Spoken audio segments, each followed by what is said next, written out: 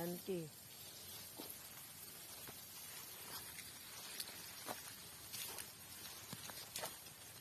Ani ang ay mubo ra ni Doy. Tapos sa una nga ay ba part pud nga taas ngali. Sa una kay taga diri din ako. Hello. Good morning. Mo ni siya ang bigante. Ilan na siya ka days, darling? Doy pila na ka days, Doy? 6. Basta 75. gitanom ni siya atong July 75 days. July 25. 15. July 15 June. kaya ni siya. June. Pero giuban man oy, gikuan ka ng gikuan. Nara yang kuno. Yang rice sa punuan. Taga ilong na ako kung ipatindog siya. Okay. Gikuan man siya oy, di sa tawag aning sakita. Ito tawag aning nga sakit. Steam borer. Hindi sa managatan o man ah. Ito yung kapagyan ha. Ay stem borer. Kaning yelo-yelo mo na siyang stem borer. So, drita guys. Yaw, stem borer. Pero, 1.5. 1.5. 2.1. Pila height ni mo? 5. Kana mga 5'4".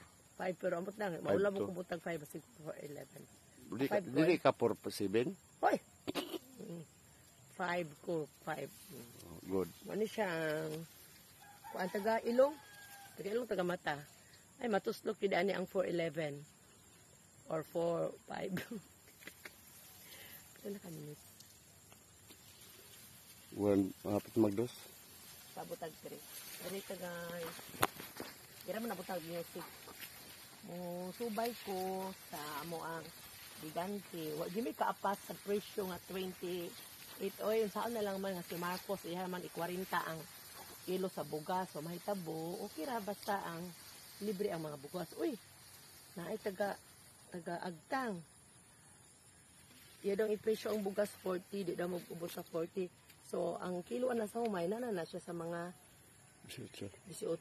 Okay lang pero may datong mo 20 jud kay naajoy ang mag-uuma makaginawa-ginawa po pero kanang 18 igo lang taon na makatikim og binansyang gamay kay ang mga labor dili manggod man ang taas ang humay kay putot mao ding sulod. Good morning, apilang sunlight bi Di mo sunlight. To Wa, tanawa daw. Agoy. Dito man kuwi. Kato ba siya? Katong kuan. Kanang apil ang langit. Abot gani. Naay Kanang. earth. Ay humay. Ako. Thank you, Lord.